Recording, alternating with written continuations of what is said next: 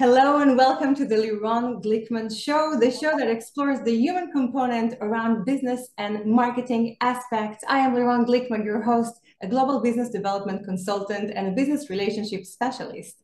And it is rarely that I get to interview people whom their work actually affected my life. And today I'm so honored to have you with me, Dr. John Demartini. How are you doing today? I'm doing great, and I've been looking forward to this interview, so thank you for having me.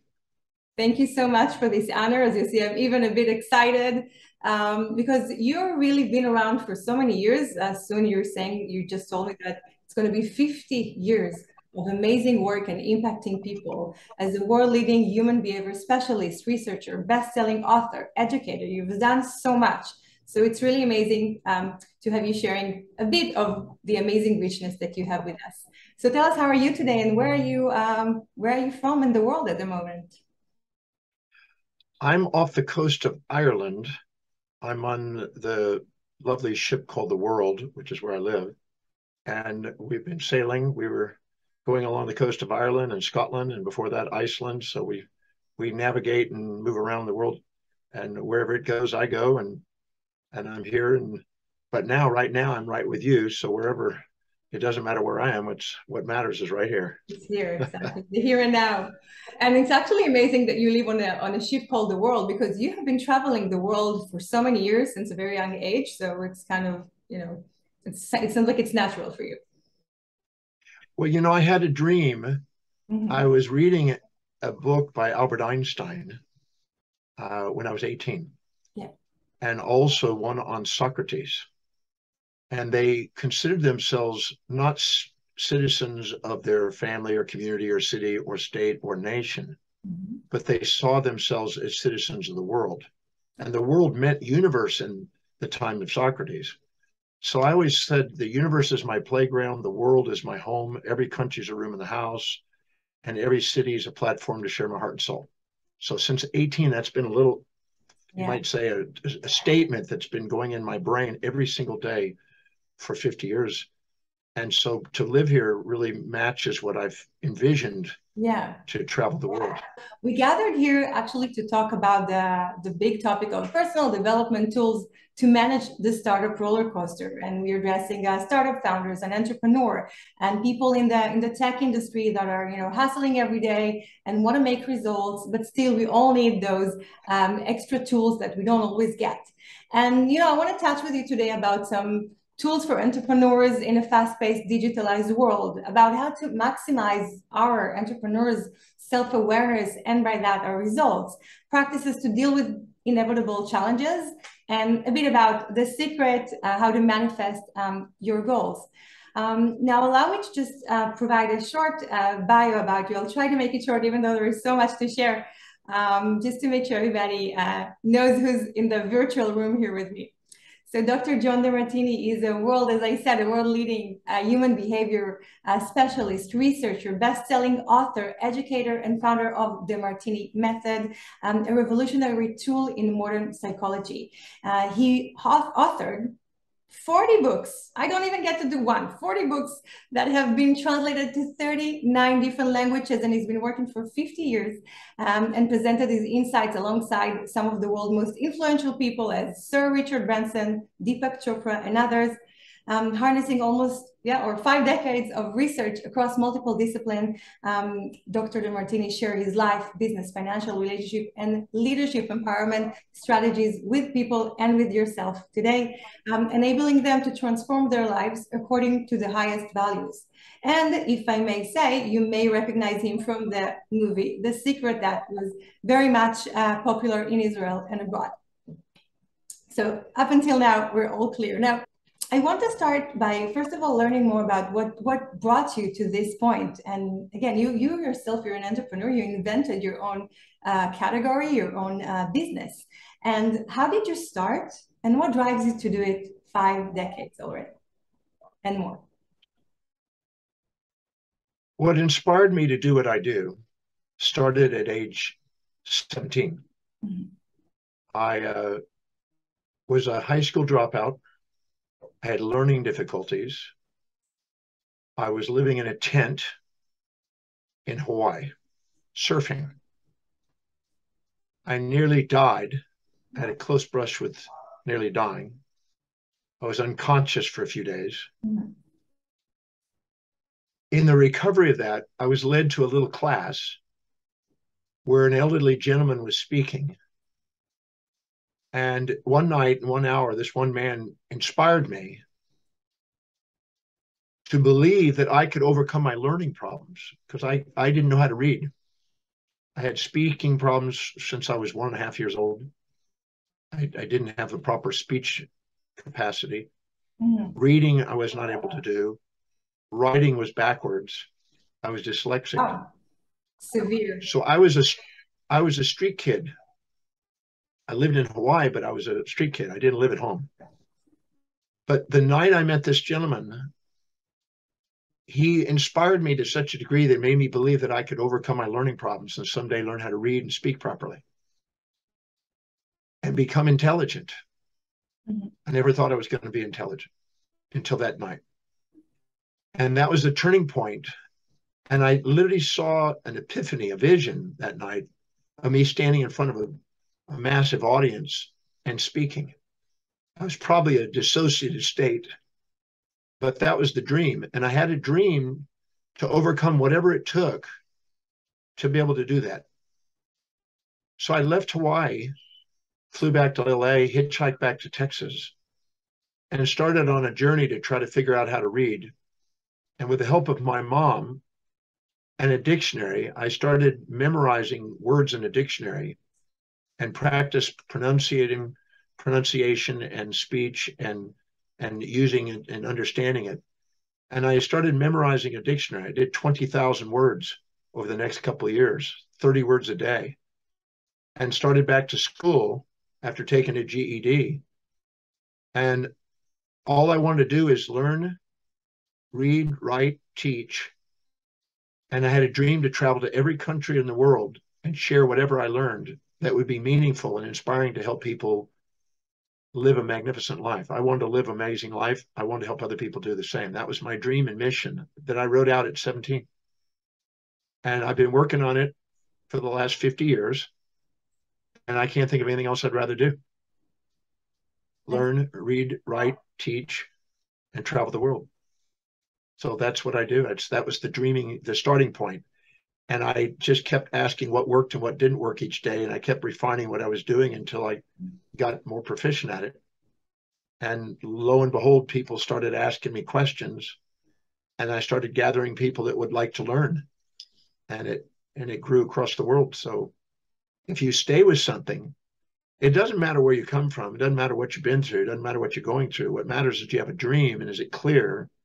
And are you willing to do whatever it takes, travel whatever distance, pay whatever price to give it your service and love to bring that to the world?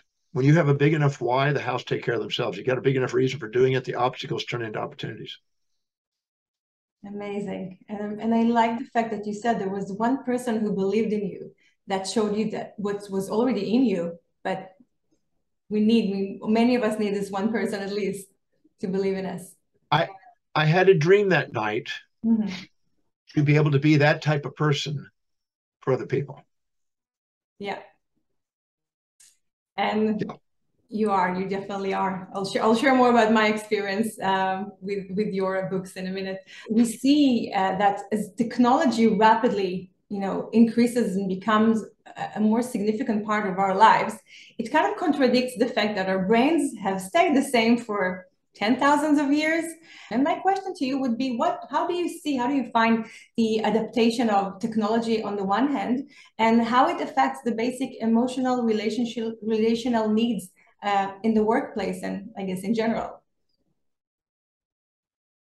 The psychologist over 125 years ago named William James said in his Principles of Psychology book that our objective is to learn how to do the most important things and put on automatic pilot those things that are less, or delegate those. Mm-hmm. And technology, even in ancient Greece, went along with teleology. Teleology was the study of meaning and purpose, and technology was the vehicle of helping you fulfill meaning and purpose. Mm-hmm. That's why people with advanced technologies have usually an advanced positioning in society. So technology is not to replace us. It's to replace the part of us that is not priority. So we can get on to the more creative, more empowering activities of our brain and our mind and give those mundane things away. Yeah. So I believe that it's only going to advance us and give us permission to do the most creative things with the human mind as possible. That is something that the technology allows us to do. And even with the computer, it's a tool for us to step on the shoulders of giants and expand further. So I see it as a great gift. Some people use it as a distraction, but I say take command. That's not because of the technology; it's because of their own prioritization. Yeah. But I'm a very much I use technology for my mission, and I'm very grateful for my technology to help me fulfill my mission. But some people let it distract them, social medias and things of this nature. I only take command of it. You can either live by design or distraction. Yeah. And if you live by design, technology advances you and gives you incremental momentum to do something extraordinary with the world. If you live by distraction, then technology can allow other people to occupy space and time in your mind instead of your own dreams. So it's neutral. It's how we use it. I think that makes the difference. Mm-hmm. So it's important to be aware of how you use it exactly and make sure it doesn't take over your time, which I think that's a big challenge for many. But definitely, as you said, it should serve us. I guess the original thought was for it to serve us, and we should use it this way. And well, the wheel served human beings, and that was a major technological advancement compared to what we were doing, dragging things. So if I look at the people who have used technology wisely, they are in a competitive field where they're ahead of people that don't have that technology. So I have gratitude for the technologists that came up with the solutions. There is a lovely gentleman that lives here on the ship that has 4,000 patents, over 4,000 patents, the most patented individual in the world. wow. And conversing with him, which I have the opportunity to do almost daily, is enlightening to say the least, inspiring and invigorating and innovating, because he's constantly looking at how he can serve human beings, serving humanity, and pursuing challenges in the world and finding solutions. If we fill our day with pursuing challenges that inspire us, our day doesn't fill up with challenges that don't. And I think the universe, the magnificent world we live in, is constantly offering us feedback to guide us to our most authentic pursuit, our most meaningful, inspiring, and authentic pursuit, what we love deeply. And every sign and symptom that goes on our physiology, psychology, sociology, business, etc., is literally a symptom to guide us back to our most equitable, authentic state of being, where we are the most creative and most contributive, where we have the most sustainable, fair exchange with every human being we meet. So I believe technology assists us on that pursuit, and solving problems and building technologies to do that are usually the people that leave their polymathic influence in the world and contribute vastly and become fortunate. Thank you for that. And you mentioned about really living through your authenticity and to, I would say, maximize on your potential or the reason that you came here to the world. And I see that in your talks, you talk often about the importance of connecting to our core values or to the values that again, that leads us. And if you can share with me, how can entrepreneurs, again, in business, define better or use their set of values to overcome their daily roller coaster and challenges? Well, every human being, moment by moment, lives by a set of priorities, a set of values, things that are most to least important in their life. And this set of values is fingerprint specific. It's unique to them. No two people have the same set. And whatever's highest on that list of values is intrinsic, and they're spontaneously inspired to do it. Kind of like a young boy who loves his video games. He doesn't have to be reminded or motivated or extrinsically driven to do it. He intrinsically does it. And this is where we have our most powerful capacity to be a leader and to create outcomes. But as we go down that list of values, it becomes more extrinsic. And so we end up needing motivation. But I've said for 40 something years that motivation is a symptom, never a solution for human beings. It's a symptom that we're not delegating lower priority things and we're trying to do things that aren't really deeply meaningful to us. Mm-hmm. But if we prioritize our life as an entrepreneur and stick to our core competencies that we can't wait to get up and tap dance to work to do, that is a spontaneous action for us, this is where we excel. And if we hire people that are also inspired to do what we want to delegate, and that's intrinsic to them, the things we want to delegate, we surround ourselves with people that are engaged and empowered, and we don't have to micromanage or motivate. And then we're free to do what we're most creative to do, and they're free to do what they're creative to do. And we have efficiencies and effectivencies. So I'm a firm believer that the hierarchy of one's values dictates their destiny. Mm-hmm. And if they're wise and know what their values are and structure their life accordingly, they now have Ricardo's competitive advantage and advancement. So I'm a firm believer in identifying those values. And I worked on my website, I put together a value determination process that's free and complimentary and private that can assist people in taking a look at what their life demonstrates, not their fantasies. Mm-hmm. Many people have fantasies about what they think is important to them, but what their life actually demonstrates, that's an intrinsic drive in them, so they can start to prioritize their life accordingly and excel. Mm-hmm. Our natural born leadership emerges if we do. And we all have that inside us. We just don't access it because we're trying to subordinate to influences on the outside and fit in instead of being willing to be unique and stand out. Many of us, look at our neighbors or want to be the same. I can share that here in Israel, in the startup nation, if I see my neighbor who just sold his startup, then why, if he did it, why can I do it? But this is not the main reason for people to become entrepreneurs. It's many times to change the world, to find a solution, obviously, that really helps people.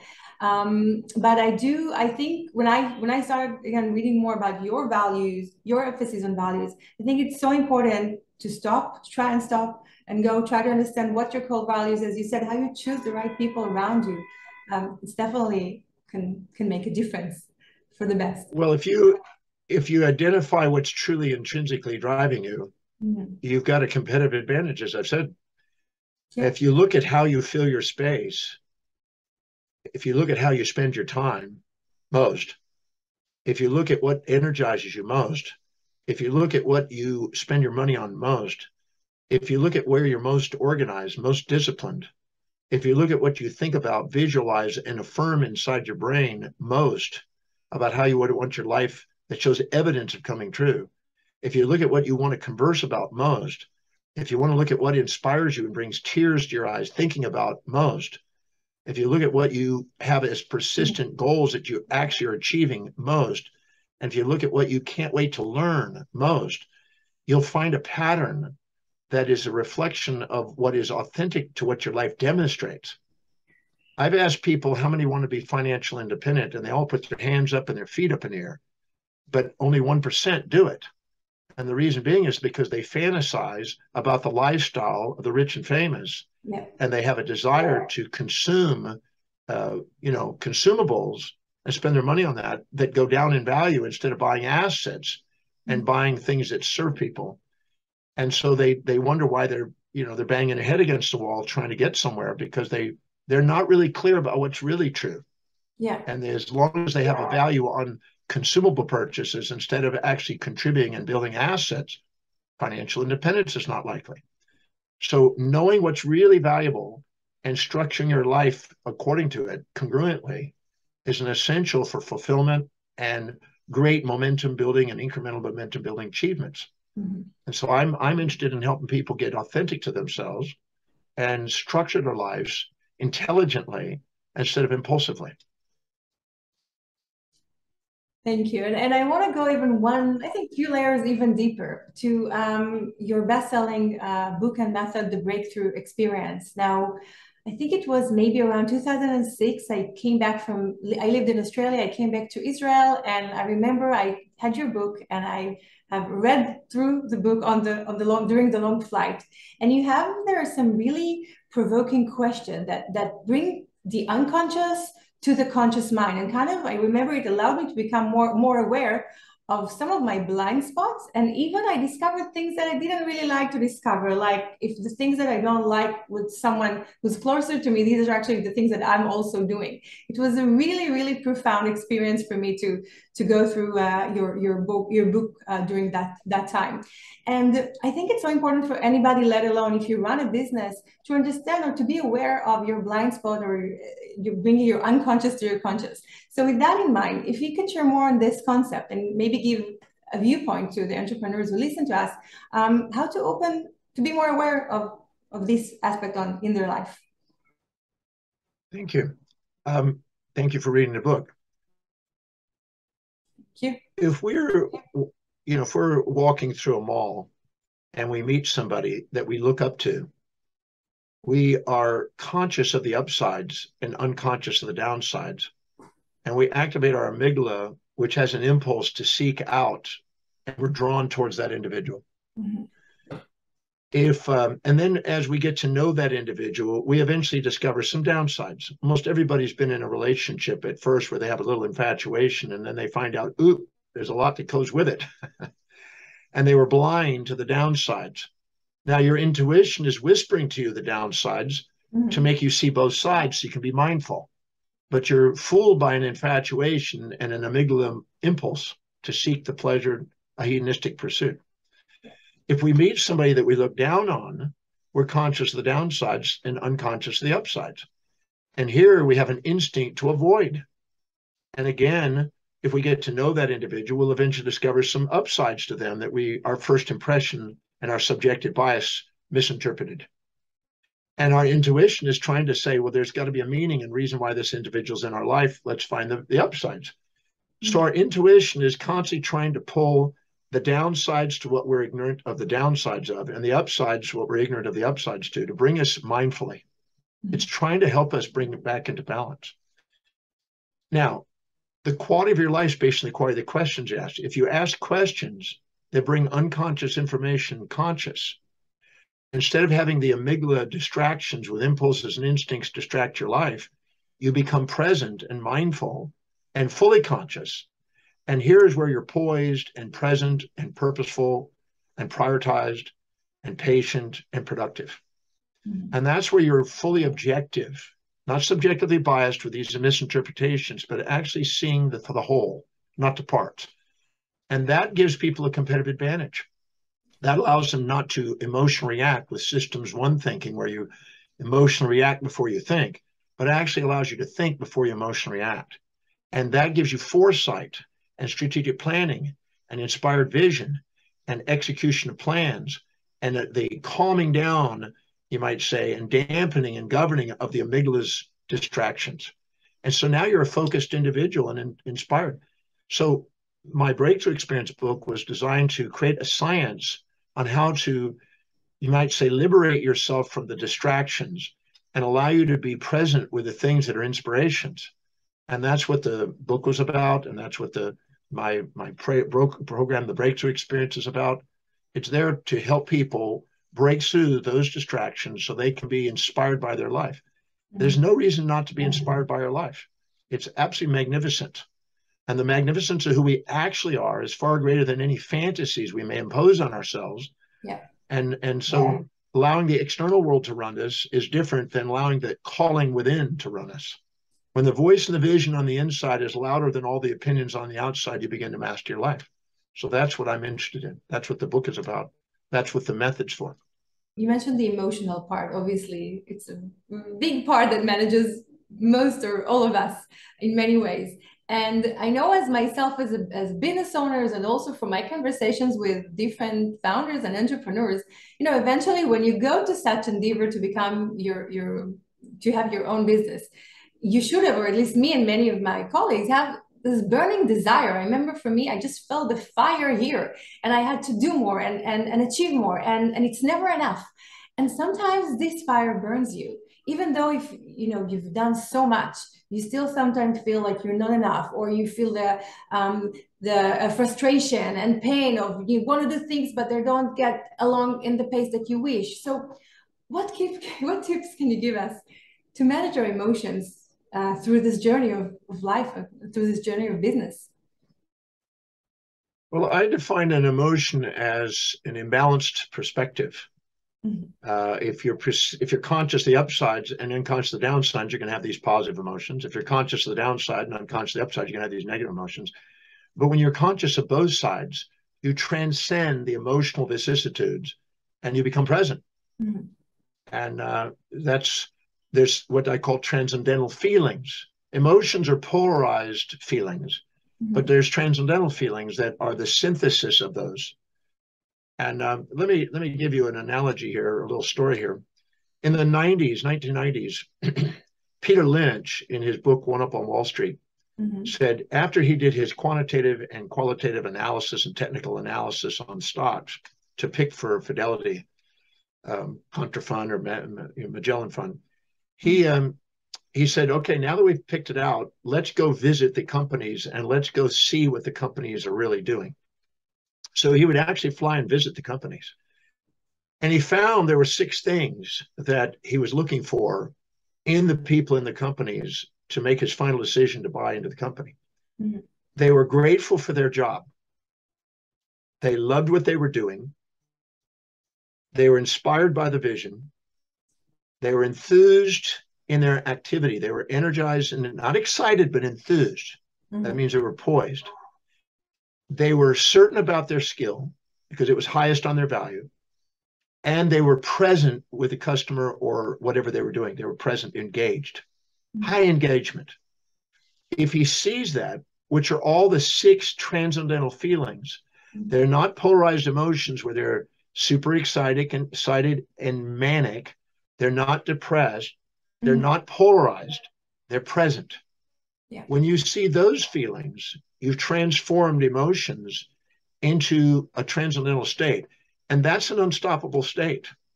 When you see that, you know if you invest in that, it's going to appreciate value. Gratitude is the key that opens up the gateway of the heart and allows the love to come out. That's why he knew to invest in that.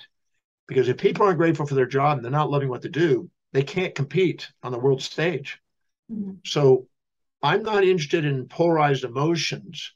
I'm interested in training people on how to see both sides of things and come into a synthesized state where they're grateful for their job. Mm-hmm. If they're living by their highest priority value, they love what they're doing. I love teaching, researching, writing. I don't need to be motivated. No one's ever had to motivate me in 50 years to do that. Mm-hmm. I don't need motivation. I delegate everything that I required motivation for to people who would love to do it. So I don't have to do what I don't love to do. And that's a very powerful position if you're a CEO or a manager, to give yourself permission to do that. So I'm taking emotions. If I see something that I'm emotive about and I'm excited about it, I look for the downsides to calm it down. Mm-hmm. When I was in practice many years ago, over 40 years ago, if I had a super high day where I was manic, and I went home, I noticed my spouse would bring me back down because the purpose of marriage is to bring you back into authenticity. And if I had a down day, she lifted me up. And I noticed that. So I realized instead of having the world on the outside had to bring me back into authenticity, why don't I just be disciplined and do it myself? So if I had this manic day where I thought I was great and proud and cocky about what I'd done, I asked a series of questions. Who did I not thank? What staff member did I not appreciate? What name did I not remember? What procedure did I overlook? And I would humble myself back down to calm my manic episode where I'm focused on how great I am back into what in my mission and service is. And if I had a down day, I would ask, who did I serve? What did I do? And I would re-regulate myself and center myself. So when I went home, I was grateful. I was centered. Mm-hmm. And the stability of my business was stable. Before it was volatile. So emotions can lead to volatilities. As Warren Buffett says, if you can't manage your emotions, don't expect to manage money. And Robert Greene said the same thing. Don't expect to be a leader until you can manage your emotions. Because the amygdala doesn't make leaders. Yeah. The executive function, the forebrain with inspired vision and foresight that plan, as Albert McKinsey said, is what leads to great leaders. So this is definitely something that needs to be managed and even be taught, as you said, because eventually this, I like the quote you gave of Warren Buffett: if you can't manage your emotion, how could you manage money? Makes a lot of sense. So right now we're recording this interview in actually a bear market. Many big companies are experiencing layoffs and slowdown in investment and much uncertainty for big and for smaller companies. And in such circumstances that, again, come and go in business as business do, what source of confidence or resilience can you suggest to entrepreneurs to deal with such complicated times when they come? I'll give an analogy. In the stock market, there's an up and down movement in most stocks and most indices. But overall, it gives rise to a mean. If you look at an Ibbotson chart, you'll see it has a mean, an average return. Small cap may be 12%, mid cap may be 10%, large cap may be 8%, this kind of thing. So when it goes up, you make money on the past. When it goes down, you make money on the future. But if you dollar cost average, you get the average mean. So if you're addicted to the high when it's up, you're going to be subjected and pained when it goes down. But what's interesting is when you go up, you depurpose and start taking things for granted. When it goes down, you repurpose and get back on priority. You tend to go off priority when you're above because you think, oh, I've arrived. That's why pride before the fall. But when you go back to priority. You trim off the fat, as they say. You put on the fat when you're above, and you trim the fat when you're down below. And it's teaching you not to allow yourself to go way up because it's going to hurt when it goes down, but to stabilize yourself. Southwest Airlines did not allow themselves to go into the manic phase and overbuild planes and then have to lay people off. It stabilized itself. Every time you and others are living by their highest priority and most engaged, they're most stable and they're most creative and innovative and they're most authentic. Yeah. So when it's down times, this is an opportunity for us to make sure we're really caring about the customer, really looking at what's priority, really looking at what is actually working and not working, and adjusting to the market changes because the market's constantly changing, and caring enough about humanity. It forces us to care about human beings and go out of our narcissistic assumptions and go into an altruistic side to make sure we're meeting people's needs. Anytime we think we're successful, we're already starting to lose contact with our customer. Anytime we think we're failure, we go back. So I'm not interested to be a success or a failure. I'm interested to be a man on a mission who's stably, steadily dedicated to having sustainable fair exchange, which reduces the volatilities and allows maximum resilience. No, it reminds me on our earlier call, I shared with you the sentence that for me is a guiding light in my life that Zig Ziglar, I think, shared with you personally, that he said that if you help others get what they want, that's the most important thing. Then as a byproduct, you get what you want. And well, that's what you're saying. When I do quite a few seminars, I have up to 80 programs that I teach. Mm-hmm. And if I meet people's needs, there's a demand, and then I have a supply. If I don't meet people's needs, I've got a supply without a demand, mm-hmm. and there's a fluctuation. So I have an accountability and responsibility to find out who's my audience, yeah. and meet their needs. That is, if you try to think that you're more important than the customer, you get humbled. Yeah. If you think you're less than customer, you sacrifice your profits. If you make it equal, you have sustainable fair exchange. That's why equanimity within us, mm-hmm. not pride or shame, but equanimity within us and equity between us is maximum performance. Mm-hmm. And so all the symptoms in a business are nothing more than feedback mechanisms, homeostatic feedback mechanisms to guide us back to equanimity within us, authenticity, and equity between us, to have reflective awareness and not deflect and think you're too proud or too humble to meet people's needs. But actually caring about human beings is a science. And it's also a spiritual path for some, because then they found what they're inspired by and their mission of being of service. Mm-hmm. The people that are really committed to fulfilling of service aren't interested in a quick get-rich scheme. They're interested in a long-term contribution And your fulfillment life is based on that. Seneca, the Roman poet, beautifully said it. He said, you measure an individual by their most distant ends. Mm-hmm. And the ones who have the greater magnitude of space and time in their minds and the goals that they have are the people who are patiently persistent and keep looking at everything as a feedback to refine their actions daily towards a long-term mission. And I'm a firm believer that that's the key to great achievement. My observation, consulting with people that have done extraordinary things, mm-hmm. that's the attitude they have. So actually, it's a great segue for my next question to you, because again, coming from Israel, and if you look at the state of Israel, how it was established, and even the Jewish people, we had to survive, we had to build ourselves all over again during history, which is some of the components that actually enabled Israel to become a startup nation. Because when the startup founders come, he has this survival, this you have no other choice but making it happen. And through that path, you are actually failing. And we kind of created this culture that I would say praises failure. Like, we don't like to fail, but if we fail, we see it as another way to learn and to become better and to succeed on our next endeavor.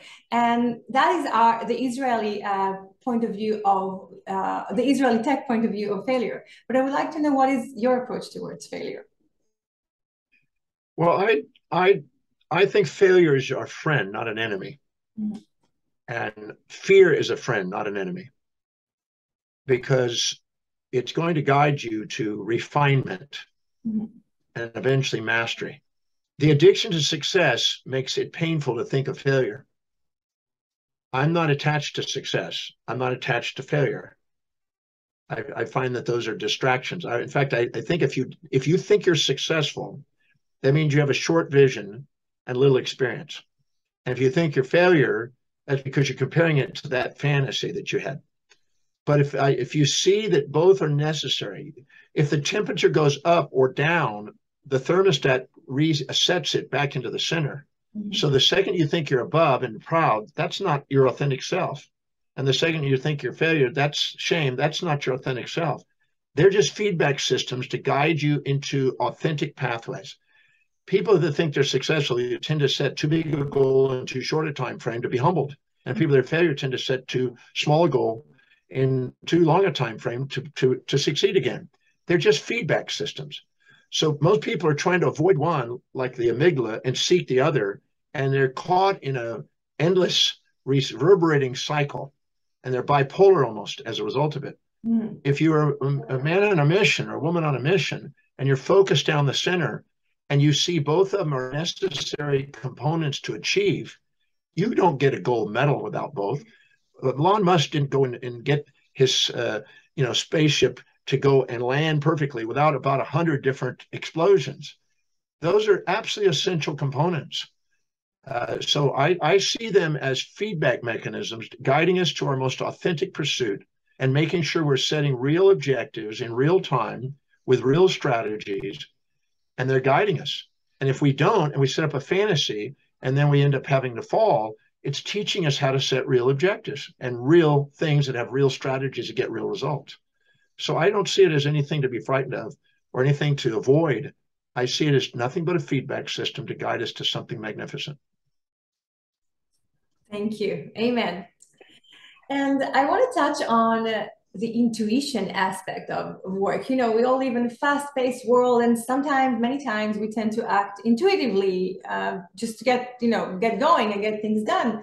How would you suggest to manage intuition in our favor? Well, I've been studying intuition for about 45 years. And I'm amazed at how much misinformation is out there about the term. So I'd like to maybe clarify that. We have a gut impulse, which is a mechanism to seek prey, to eat. We have a gut instinct to avoid predator, to not be eaten.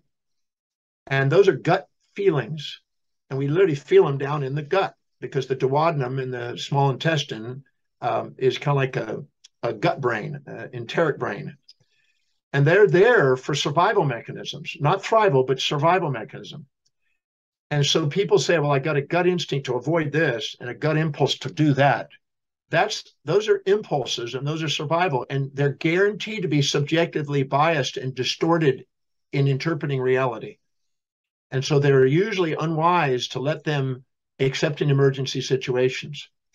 Then we have a homeostatic mechanism called an interoceptive system in the brain that is designed to bring us back into balance and objectivity.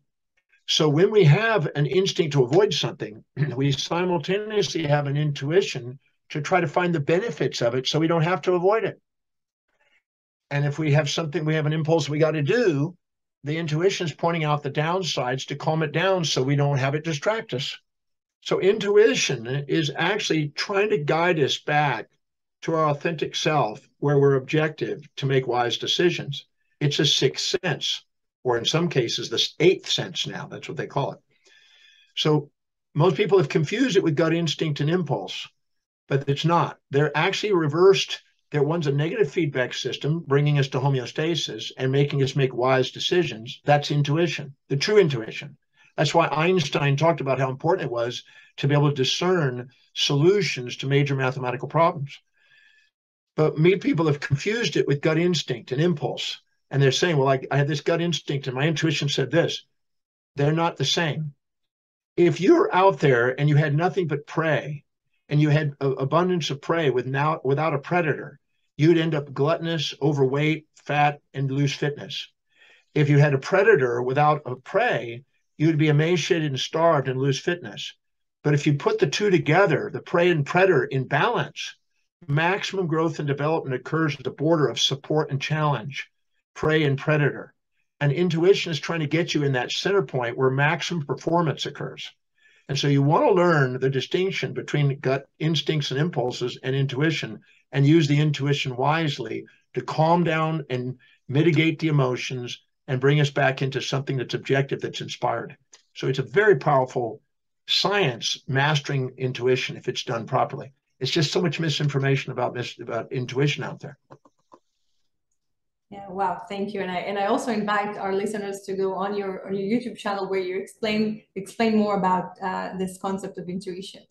Now, if we're talking about, again, intuition, the mind, let's almost summarize with a question about the movie The Secret. You were one of the top experts that were featured in the 2006 The Secret movie, and obviously it talks about how thoughts become things, and even more than that. And you know, I think eventually when me entrepreneurs, many people choose to come to business because they want to make a difference in the world. They want to do good. They want to leave a certain legacy on the planet. And how can they use the power of the mind to leave this mark in the world and achieve their goals? Well, I believe that the movie was obviously impacted a lot of people in the world. But I do believe that the movie had to filter out a lot of great information that was originally filmed by a lot of the people that were in it. I think almost everybody that was in the movie said afterwards they did seminars, the secret behind the secret left out of the secret. And one of them was persistent action that is really congruent with who you are, and really that's something that you're pursuing that's truly important to you. A lot of people go after fantasies instead of real objectives. But there is a science of setting a goal that is aligned and congruent with what you value most, because your innermost dominant thought does create your outermost tangible reality, and you spontaneously think about what's really most important to you. So if you do, you don't have to be motivated or reminded to think about it. It's just that dominates your thought. So my thoughts are dominated on teaching around the world. I don't have to be motivated or reminded to do it, or, oh, I forgot to do my reminder on that. So if you set a goal that is congruent with your highest values, you will automatically think about it. You will automatically get blood glucose and oxygen into the forebrain, the medial prefrontal cortex, which is the executive center, which is connected to the visual center in the occiput, which gives you inspired vision. You see it. One of the signs you're congruent is you can see it in a vision. So if you think about it and you visualize it and you focus on ever finer detail, enough where you can articulate what your vision is fluently, where somebody else could hear it and they could see it in their mind by you saying it. Now you're articulating it and affirming it verbally in clarity. If you do, you'll activate the six transcendental feelings: gratitude, love, inspiration, enthusiasm, certainty, and present, which are the magnetic feelings that attract people, places, things, ideas, and events into our life to create outcomes. When we do, when we're in that state, we spontaneously want to write it down and capture what's in our mind and plan and start to write out a vision and a plan for that objective. If we write that plan down and get objective and clear on space and time horizons of when we're going to do it, and we then spontaneously want to act on it, if we're working on what's highest in our value, our awareness is maximal in that area, our gratitude is highest, our resilience is highest, our patience is highest, and we increase the probability of achieving our outcome by following what's truly deeply meaningful in our pursuit.